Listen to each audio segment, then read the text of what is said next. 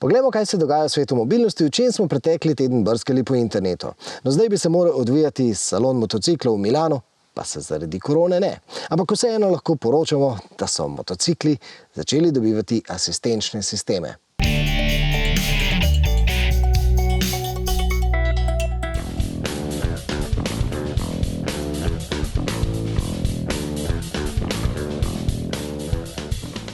Ducati predstavlja novo multistrado, novo generacijo najbolje prodajanega motocikla te znamke. Prinaša pa temeljito spremembo. Sloviti agregat z valjema pod pravim kotom se je namreč umaknil 4-valjnemu motorju prav tako V oblike. Novi motor zmore kar 125 kW, ampak ko vse te moči ne potrebuje, samodejno izklopi 2 valja in tako varčuje. Ampak tisto, kar je posebej zanimivo, pa sta radarja. S prednjim ponuja aktivni tempomat, radar na zadku pa stalno preverja mrtvi kot. Italijani pravijo, da so prvi, ampak pri BMW-ju so radarski tempomat ponudili že pred nekaj meseci.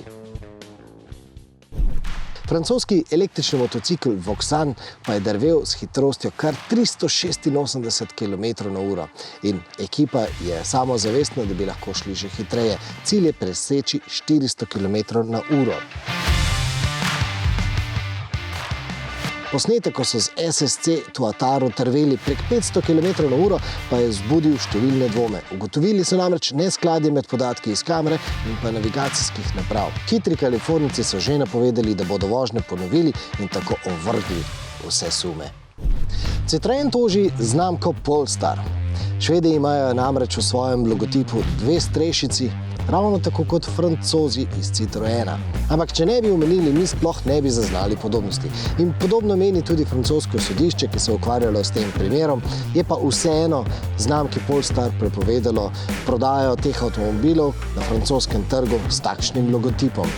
Ampak Polestar se v Franciji tako ali tako še ne prodaja in kot pravijo, se tudi še nekaj časa ne bo, tako kot tudi v Sloveniji ne. Tokrat pa se je nabralo kar nekaj novic na temo sestavnih delov. Pri Seatu so se recimo spopadli s podatkom, da na leto požanjemo 700 milijonov ton riža, od tega pa je kar 20% lupin, ki jih zavržemo. Skupaj s španskim pridelovalcem riža Moncija testirajo način, ki riževe lupine spremeni v orizit. Material, ki ga dodajo termostabilni plastiki, ki ga lahko potem poljubno oblikujejo v različne sestavne dele, recimo v police prtljažnika, v stropne obloge ali pa v krasne obloge na armaturni plošči. Izraelsko podjetje Plasan pa pravi, da so iznašli inovativno sestavljen kompozit karbonskih vlaken, ki ne bi zmanjšal maso v primerjavi z jeklom za 45% in pa za 20% v primerjavi s aluminijem. Ampak tisto, kar je še posebej zanimivo, je, te kompozite bi zmogli v karoserijo oblikovati na enak proizvodni proces, kot danes oblikujemo. In to pomeni, da bi lahko ta iznajdba temeljito spremenila velikoserijske avtomobile.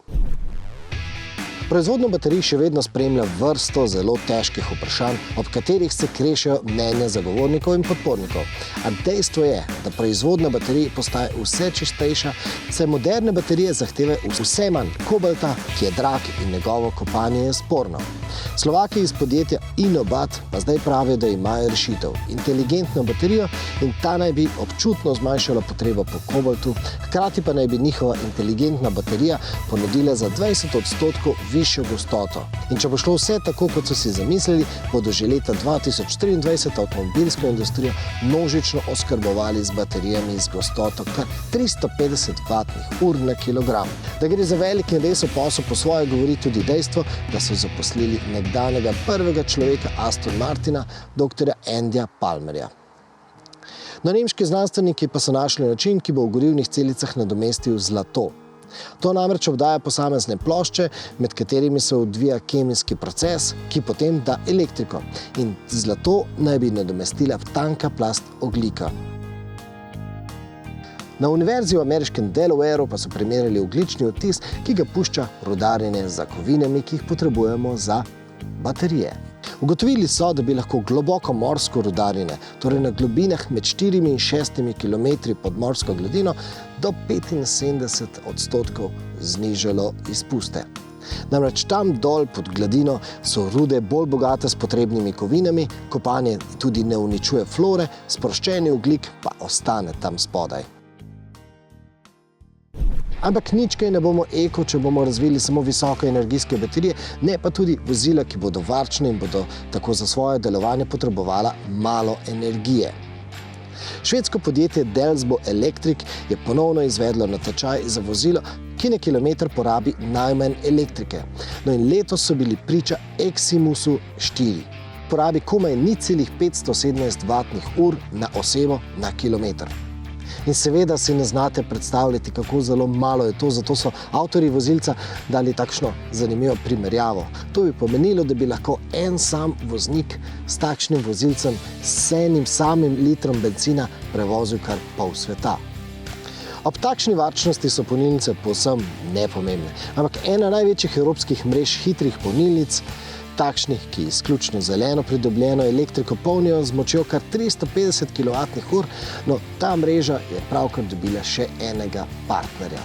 Hyundai in Kia sta se torej pridružila podjetju Ionity, torej ustanovnim družbam Daimlerju, Fordu, Audiju, Porscheju, BMW-ju. Potem je tu nekaj novih avtov. Renault je prenovil tretjo generacijo Traffica, gre za kombi, ki ravno praznuje 40. obletnico. In poleg nove maske je dobil predvsem novo armaturno ploščo, predvsem pa nabor aktualnih asistenčnih sistemov. Golfa GTI-ja smo že vozili, zdaj pa je na vrsti Golf R. Torej štirikolesno zgnani in najzmogljivejši, najbolj športni Golf, po novem ta ponuja 231 kW. Ampak tako kot je GTI izreden s svojim elektronskim nadzorom posameznih koles, Golf R to nadgradi še z elektronsko nadzorovanim pogonom vsakega kolesa posebej. Med voznimi programi pa R ponuja tudi funkcijo Drift, seveda je to namenjeno vožnji po dirkališčih. V Slovenijo pa se je pripeljal novi Volkswagenov Caddy. Mali kombi, ki pa v novi generaciji noče biti več zgolj avto za obrtnike, ampak pravi družinski prostornež. Želi zapolniti vrzel, ki vse bolj nastaja z vsesplošnim ukinjanjem enoprostorcem, ki recimo v težave spravlja še zlasti družine s 3 majhnimi otroki. So pa nad tovrstnimi malimi kombi zelo navdušeni tudi tisti bolj avanturistični. Pred nekaj tednov smo prespali v avanturističnem Berlingu, testo ponujamo tukaj zgoraj. Zdaj pa je takšnega avanturističnega Caddyja ponudil tudi Volkswagen. Ta ne ponuja samo postelje, ampak tudi šotor, kar ga dela vrednega imena Kalifornija. Kalifornija seveda že nekaj desetletij predstavlja standard.